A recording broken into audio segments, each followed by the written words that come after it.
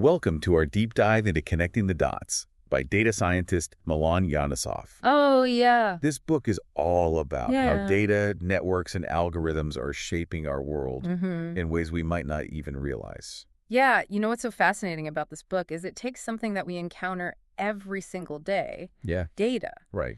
and shows how it's not just Yeah. random bits of information. It's Right. like a hidden language revealing these connections Yeah, that drive everything from our social interactions to global trends. yeah. It's like lifting a veil and seeing the invisible strings that tie everything together. Exactly. And speaking of strings, Mm-hmm. the book starts by talking about data as like the building blocks Yeah. of networks. A foundation. Yeah, every click, swipe, and interaction online Yeah. creates data points that get woven into these vast systems. Think about your own online activity. Mm-hmm. Every time you post on social media, buy something on Amazon, or search for something on Google, you're leaving a trace. Right. When you put all those traces together with millions of others, Yeah. patterns emerge. Right.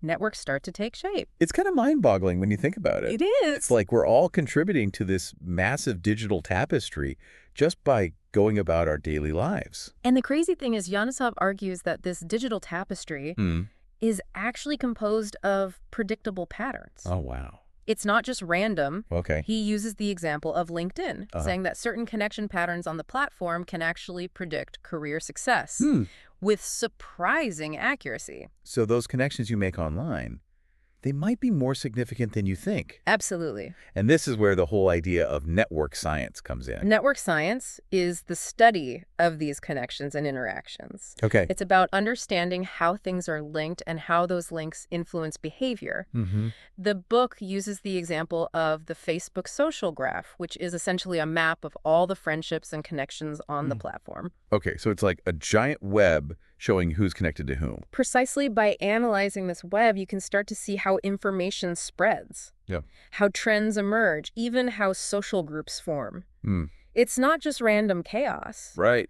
There are underlying structures and patterns. And you know what's really interesting? What's that? It's not just about online platforms like Facebook. Okay. Network science can be applied to almost anything. Oh, wow. The spread of diseases, the flow of traffic in a city, even the relationships between characters in a book, like Game of Thrones. Right. Yanisov even uses Game of Thrones to explain network dynamics.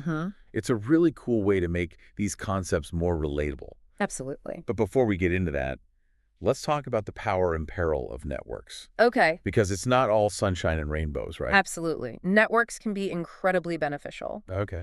Yanisov points out how certain network patterns in creative fields like music and film can actually boost success. It's not just about talent. It's also about who you know and how those connections can open doors. But then there's the flip side. Right. Like he talks about echo chambers online, where people are only exposed to information that confirms their existing beliefs, and how those echo chambers can make it really hard to have productive conversations and find common ground. Absolutely. And that ties into the whole issue of misinformation spreading like wildfire through networks. Right. Yanisov argues that data literacy is essential for navigating these complex digital landscapes. Yeah. We need to be more aware of how data is being collected and used and understand the algorithms that are shaping our online experiences. Right. It's like we're all playing this massive online game, Yeah. but not everyone knows the rules. I love that analogy. Right, It's like right. we need to understand the game mechanics if we want to play strategically and not just get played. Exactly. Speaking of playing strategically, what are some specific things people can do to improve their data literacy? Well, for starters, think about your digital footprint. All right. What information are you sharing online? Mm-hmm. Who has access to it? Right. What are the potential implications of that data being collected and analyzed? Right. And then start paying attention to the algorithms that are shaping your online experiences. Mm-hmm. Notice the recommendations you're getting, the ads you're seeing. Okay. Start asking yourself why you're seeing those things. It's like becoming aware of the puppeteer behind the curtain. Yeah. Not in a paranoid way, but in a way that empowers you to make more informed choices about your online life. Exactly. Because the more you understand about these systems, the more control you have over your own digital destiny. Okay, so we've talked about data as the building blocks. We've explored the world of network science, and we've touched on the power and peril of networks. Yep. What's next in our deep dive into connecting the dots? Well, next we'll explore how Janosov uses pop culture examples like those from Game of Thrones Right? to make these concepts fun and accessible. And then we'll delve into the future of network science and what it all means for us in this increasingly connected world. Sounds fascinating. Uh, I'm ready to connect more dots. yeah, me too.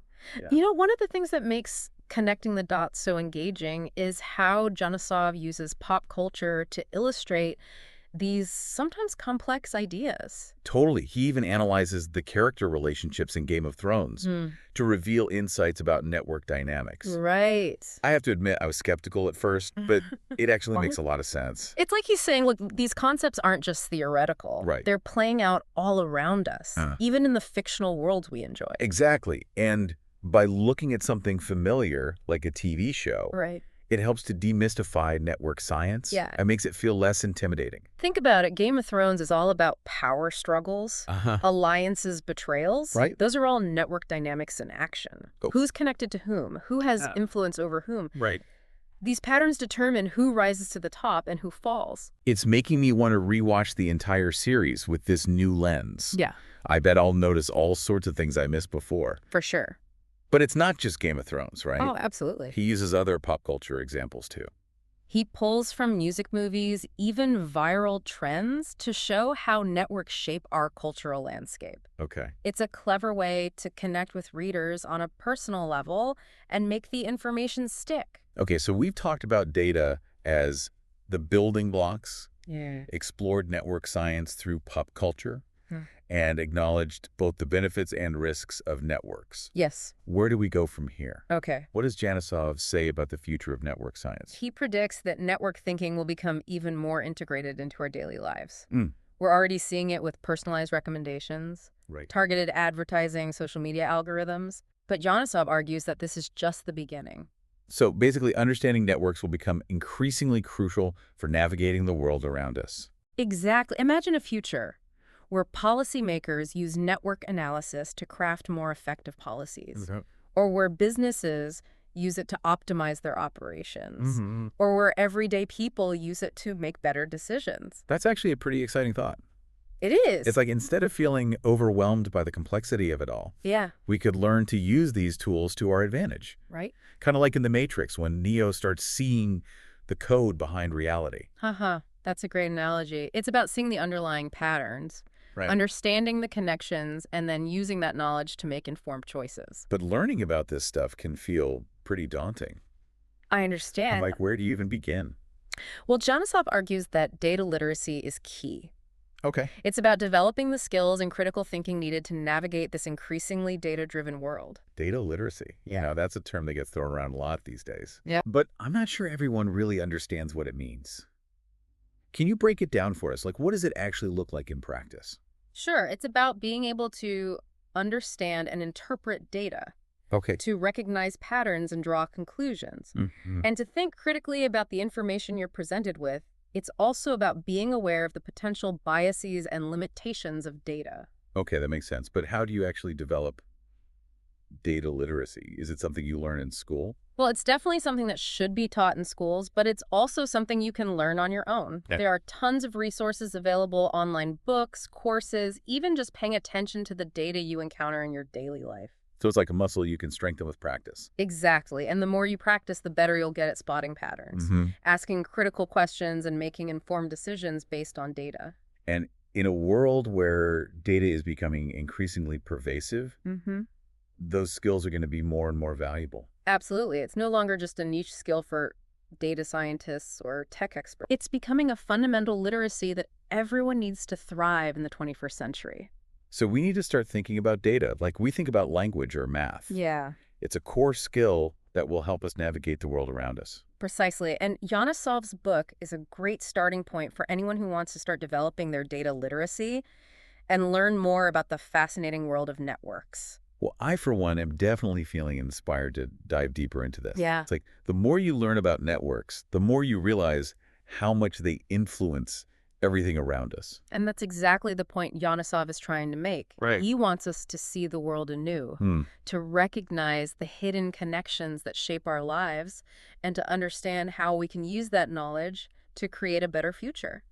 It's kind of like we're all part of these massive networks, whether we realize it or not. Every Right. time we like a post, Yeah. share an article, or even just browse a website, Mm-hmm. we're leaving these little digital breadcrumbs that feed into these systems. What's interesting is it's not just about the data we actively share. Right. It's also the data that's passively collected about us.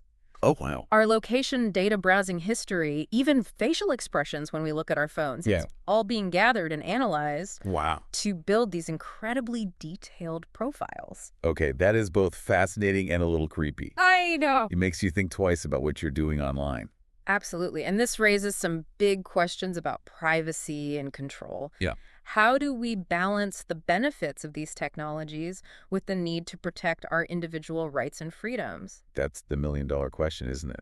It is. It feels like we're constantly trying to catch up with these rapidly evolving technologies and figure out the ethical implications. Yeah, well, I think awareness is a good starting point. Okay. We need to understand how these systems work, Mm-hmm. what data is being collected, and how it's being used. Okay. Only then can we start having meaningful conversations about how to shape the future of data and networks. It's like we can't just blindly accept these technologies without considering the consequences. Right. We have to be active participants in shaping how they're developed and used. I completely agree. It's about taking ownership of our digital lives rather than letting these systems dictate our choices and behaviors. So to wrap things up, what's the biggest takeaway you hope listeners will get from our deep dive into connecting the dots? I think the key message is that data networks and algorithms are already shaping our world in profound ways. Yeah. There are definitely risks and challenges, but there's also immense potential for good. Right. And ultimately, it's up to us to decide how we want to use this power. It's like we're at a crossroads, Yeah. and we have to choose which path we want to take. Yeah. Do we want to let these technologies control us, or do we want to use them to create a more equitable, sustainable, and connected world? Exactly. And that's what I find so inspiring about Janisov's book. Yeah. It's not just a warning about the potential downsides of these technologies. Right. It's also a call to action, an invitation to participate in shaping a future where data and networks are used to benefit humanity. And I think the first step is simply becoming aware of these connections, these dots that link everything together. Right. Because once you start seeing them, you can't unsee them. Yeah. And that awareness can be incredibly empowering. It's like putting on a new pair of glasses and seeing the world in a whole new light. Well said. And for anyone who wants to explore these ideas further, we highly recommend checking out Connecting the Dots by Milan Yanisov. Yes. It's a fascinating and thought-provoking read that will change the way you see the world. And remember, the next time you like a post or share an article online, Yeah. think about what network you're contributing to and how that simple action might ripple outwards in ways you can't even imagine. That's a great point to end on. Right. It's like we're all connected and our actions have consequences, even in the digital world. Absolutely. Thanks for joining us on this deep dive into Connecting the Dots. It's been a pleasure. We hope you'll join us again next time for another fascinating exploration of ideas that matter.